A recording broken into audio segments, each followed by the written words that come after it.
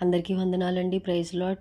మరి దేవుడు యెర్మీయా గ్రంథంలో 33 అధ్యాయంలో 3వ వచనంలో మనకి ఒక మాటను తెలియజేస్తున్నారు. నాకు మొరపెట్టుము, నేను నీకు ఉత్తరమిచ్చేదను, నువ్వు గ్రహింపలేని గొప్ప సంగతులను, గూఢమైన సంగతులను నీకు తెలియజేతును. చూసారా అండి, దేవుడికి మొరపెడితే మనకి అనేక విషయాలు ఆయన సహాయంగా ఉంటానంటున్నాడు. అలాగే ఆయన మనకి సహాయం చేస్తానంటున్నాడు కదండి. మరి అనేక విషయాల కొరకు బాధపడుతున్నామేమో, అనేక విషయాల కొరకు చాలా చింతిస్తూ అసలు మనకి ఆధారం ఏమీ లేదన్నట్టుగా విశ్వాసంతో ముందుకు వెళ్తున్నామేమో.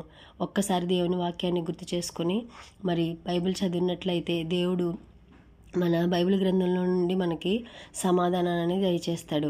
సమాధానం దయచేసినప్పుడు దేవుని కృపలో మనం ముందుకు వెళ్ళాలి. లేదు అవిశ్వాసంతో ఉన్నట్లయితే మనకు మరి ఎటువంటి సమాధానం అనేది దొరకదు.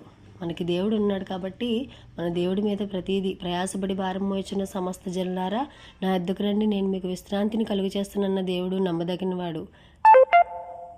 అందరికీ వందనాలు.